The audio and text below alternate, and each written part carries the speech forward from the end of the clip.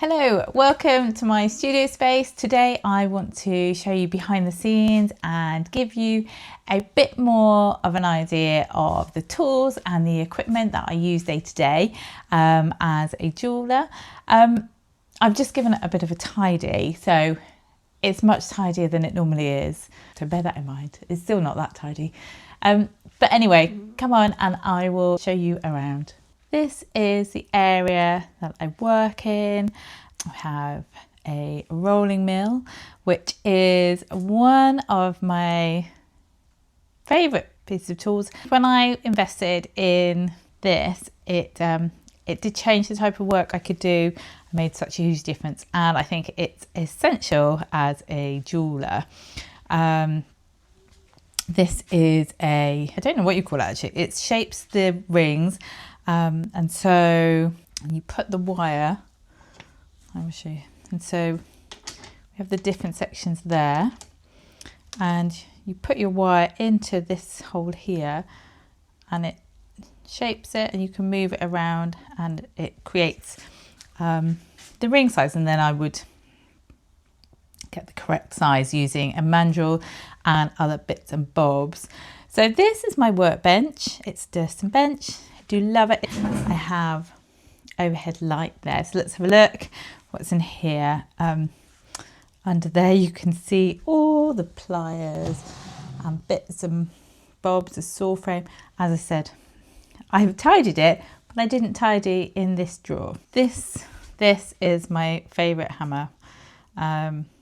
It's just got such a nice weight to it. It is a frets hammer. And it's just a really nice weight, and it feels really lovely. So that's one of my favourite hammers. I have different tools for different jobs. These two particular files I just use when I'm working with platinum, and these little clamps are to secure pieces when I get one of these. These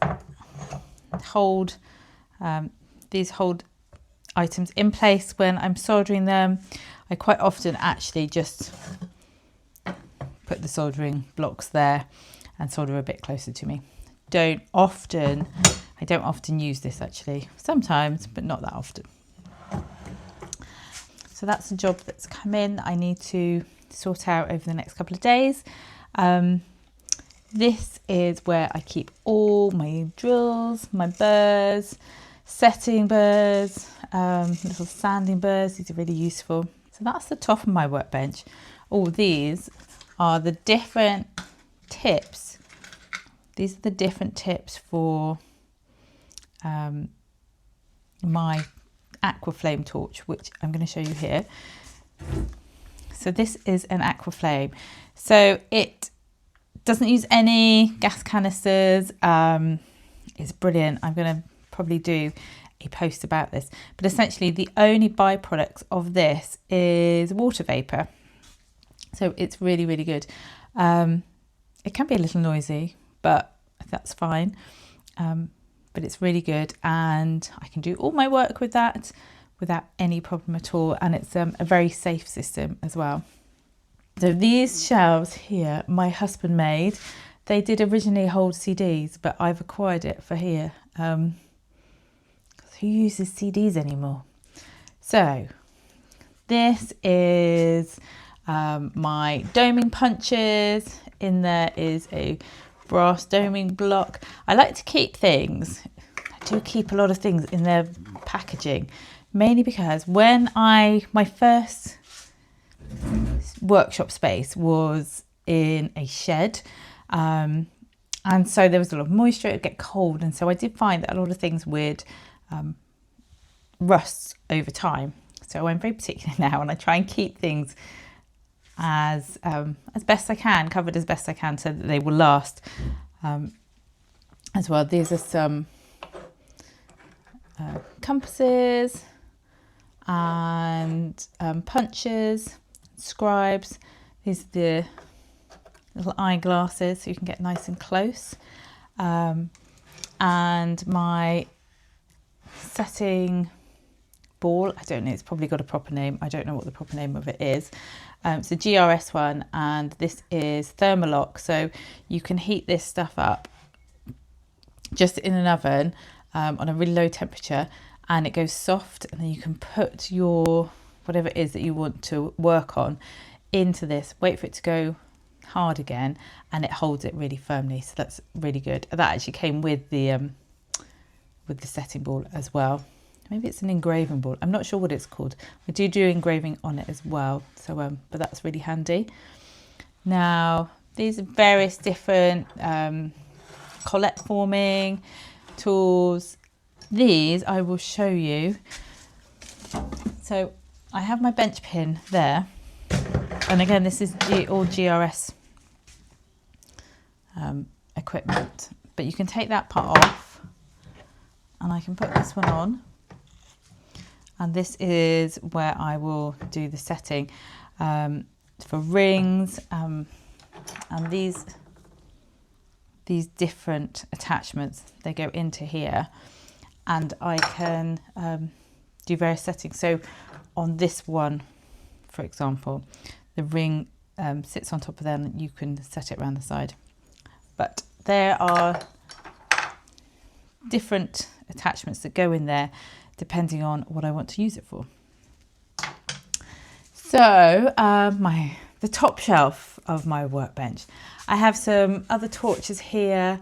I had these before I bought the Aquaflame, the larger torch system, but I still use these. I use that one quite a bit for annealing pieces because it's got a nice strong flame and just nice and quick. I can grab that and that's nice and easy. These are different tweezers. Always have a paintbrush for dusting things, getting things out. These are all different diamond discs for sharpening and polishing tools with. I'm doing more engraving now, so I invest in those. As I said, I keep most things in their boxes because it just keeps them more safe. Some more setting tools. These are engravers and graver ends as well there. I use everything. Somebody gave me some biscuits, a lovely Fortnum & Mason biscuit jar. So I use the jar for that. Can't remember what the biscuits were like, but it's a very handy tin. And then I have all my drill bits, any ones that, so they tend to come in packs of, well, you can get them in many packs you want. So for example, there were 6 in there. One that I'm using, if it's being used, will be in here. If they're unused, they're in here.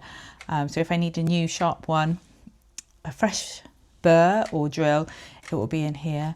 And then I have various setting tools, burnishers. These are mill grain wheels in there for creating detail.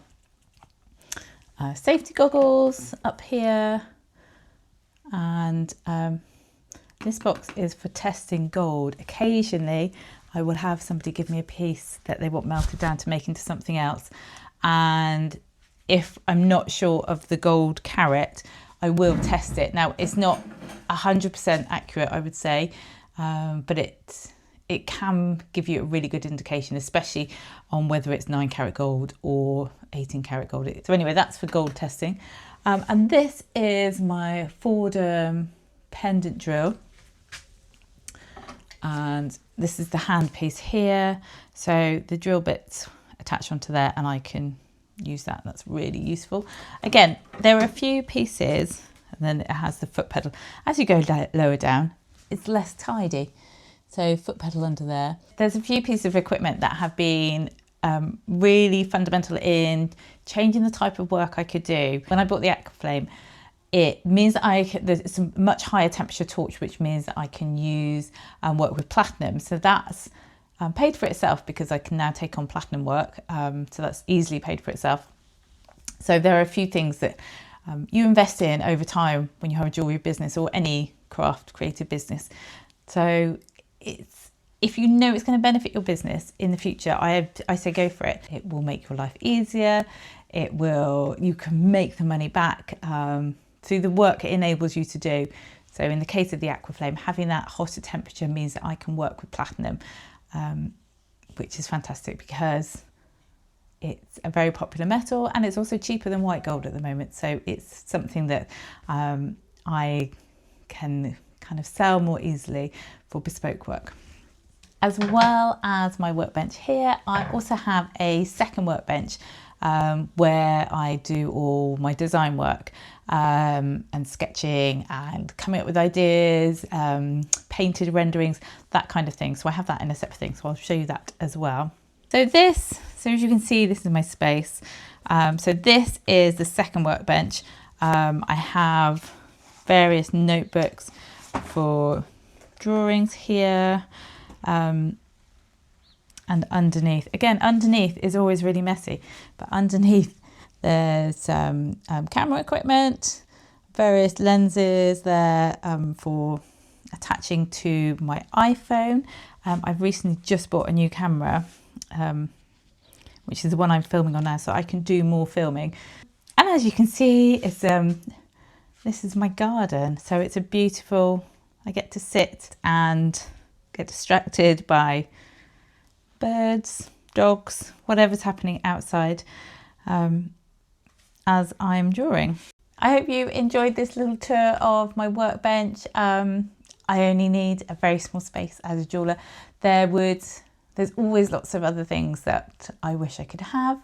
I'm starting to do more engraving work, so there's definitely engraving tools that I want to invest in as well, which will probably be my next big investment. But yes, this is my workspace. This is where everything happens and it serves me really well. There's lots of other elements that I probably have forgotten to show you. I have a little bookshelf of jewellery books, which I will go through at another time. Some of them are bench guidebooks really, and if it's something that I've not done in a while, a particular technique that I just want to make sure I'm doing the right way, I will always refer back to them. I have other books which are more design based for ideas. I've also started doing some wax carving, so I have a box of wax carving tools as well. If you have any questions about any of the tools that I use or the equipment that I have here that I've probably quickly glanced over, let me know in the comments and I will give you more details about those. I hope you've enjoyed seeing a bit of behind the scenes of my workbench and my space. And if you've got any questions about any of the tools or equipment that you've seen that I've maybe quickly gone over and you'd like a bit more information about, do drop it in the comments, describe what it was, and I will tell you some more information about it.